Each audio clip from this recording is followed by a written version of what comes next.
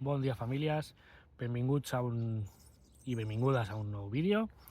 I en aquest vídeo parlarem una miqueta sobre el tema de la por en gossos i com és un dels factors més rellevants que comporta alguns dels problemes o dificultats de comportament més comuns, més habituals, i sobretot de la seva importància de treballar-ho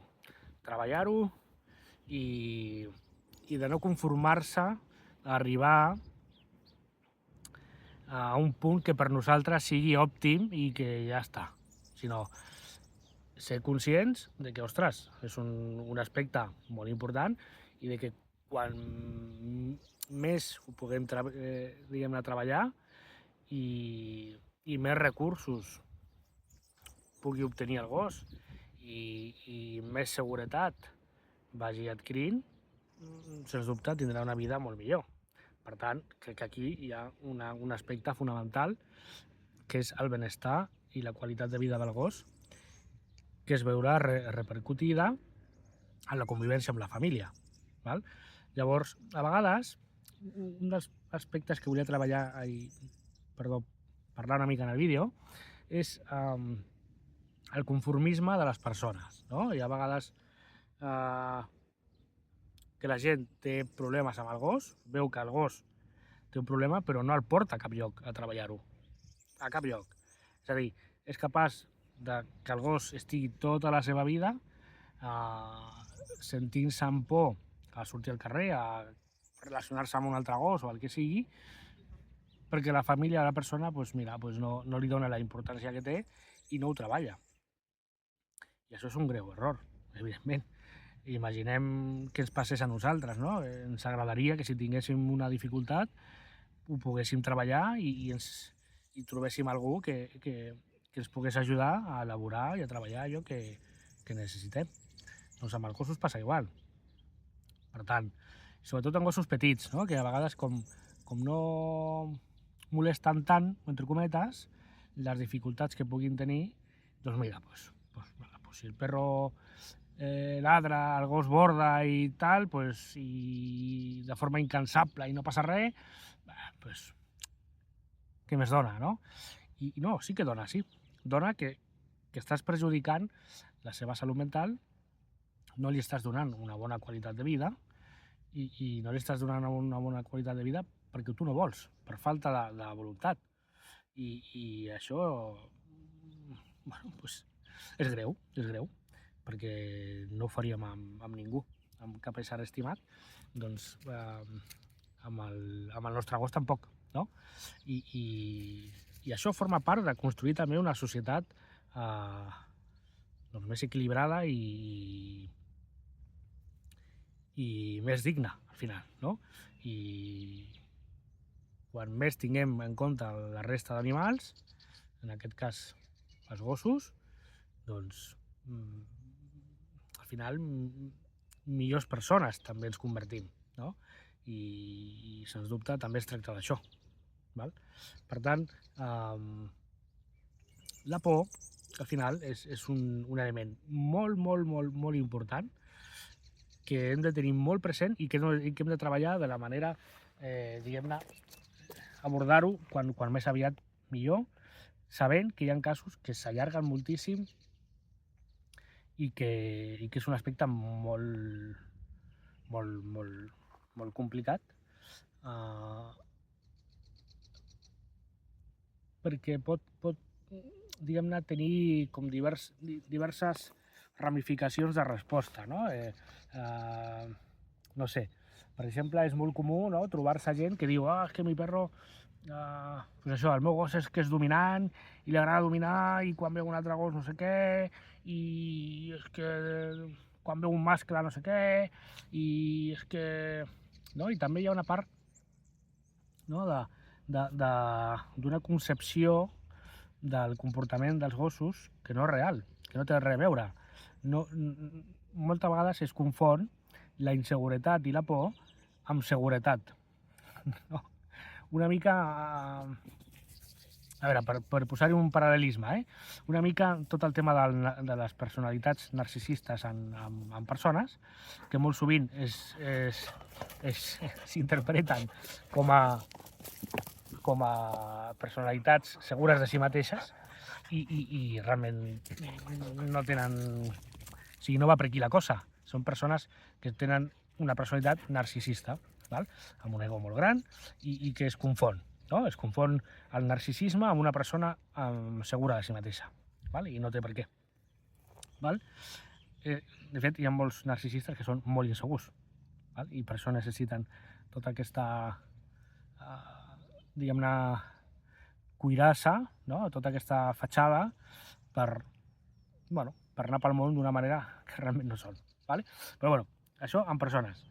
Però amb el tema de gossos, hi ha gossos que gestionen i es comuniquen d'una manera que pot semblar que és seguretat, però realment no ho és.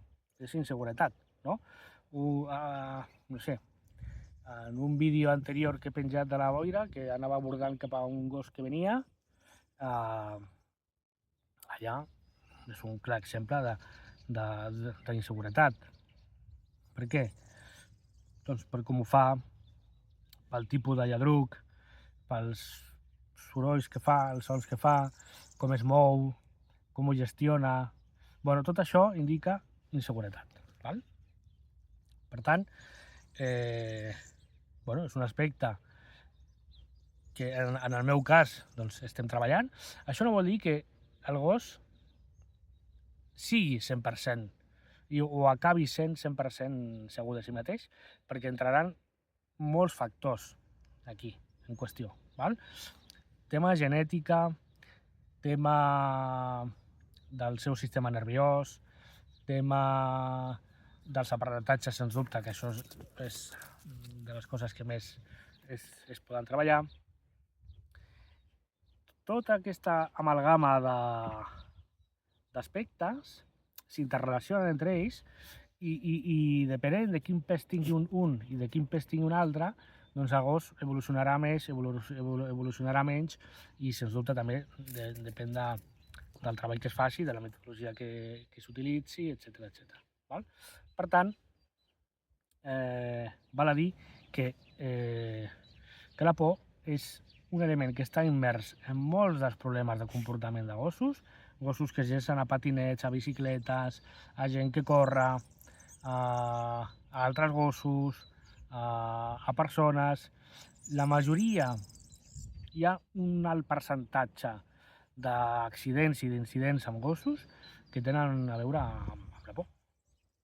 Per tant, és una emoció, val, que fins ara s'havia negat molt en els animals i sobretot en aquest sentit amb els gossos, i que hem de tenir molt present. Hem de tenir molt clar que la por és un element que pot sorgir, que es pot manifestar de diverses maneres i que hem de poder treballar per tal que el gos pugui elaborar-la de la millor manera possible i que pugui obtenir el major i el millor benestar emocional i psicològic possible.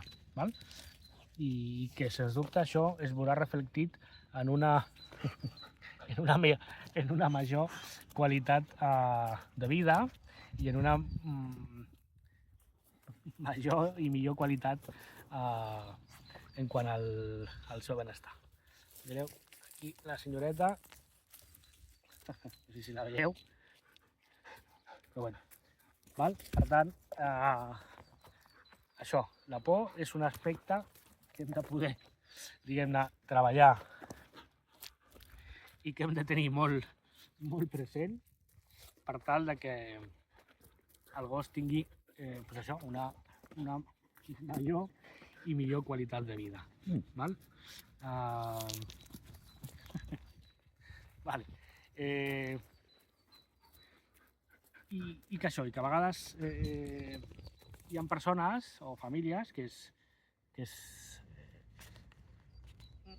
diguem-ne que es conformen amb la reacció i la gestió que pugui tenir el gos però per una qüestió de no voler abordar la situació, no? I malauradament això és una llàstima, perquè al final estàs condemnant el gos a tenir una vida doncs una mica precària, no? I del que es tracta és, quan tu decideixes conviure i ampliar la família amb un gos, és donar-li el màxim de qualitat de vida possible, no? El mateix que t'agradaria que fessin amb tu i el que t'agrada segurament poder tenir en la situació en què tu estiguis, no? Per tant, això, la por, emoció, vital, imprescindible, tenir-la en compte, és una de les fonts majoritàries de les dificultats i problemàtiques de comportament amb els gossos i que hem de poder abordar de la millor manera possible, i això vol dir d'una manera, sens dubte, que sigui educativa, i que sigui educativa vol dir, sens dubte, va implícit dintre de ser educatiu, que ha de ser respectuós, ha de ser amable, ha de tenir en compte tot el tema de la psique del gos i de les característiques individuals que tingui el gos, de les dificultats concretes que tingui i això, i com poder treballar-ho per donar-li una transició i una elaboració en el gos perquè pugui elaborar aquesta por de la millor manera possible.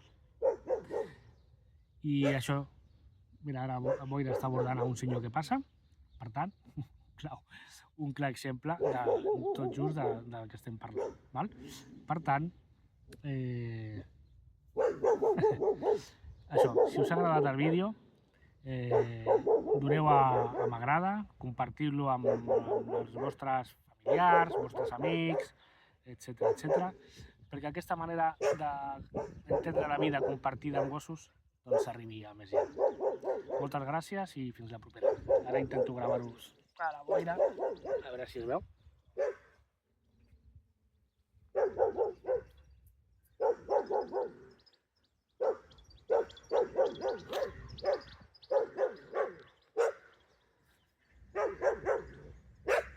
Per allà va el senyor, no sé si es veu, i aquí la boira abordant perquè li dona inseguretat, i a distància veieu que va abordant.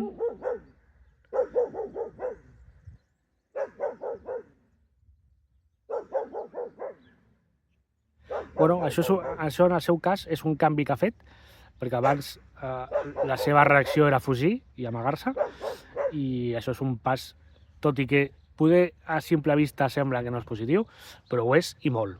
I ja ho explicarem en un altre vídeo i això, i anirem veient també la seva evolució en aquest sentit. Molt bé.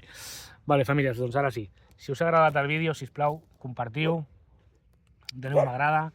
Si l'heu vist pel canal de YouTube o a l'Instagram, subscriviu-vos, perquè hi anirà havent-hi més informació i també formacions al respecte sobre la por en gossos i com treballar-la. O sigui, hi haurà formacions molt xules en aquesta temàtica en concret, també en d'altres, però avui que toca la por, doncs en aquesta.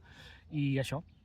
I fins al proper vídeo i moltes gràcies. Fins la propera. Adéu.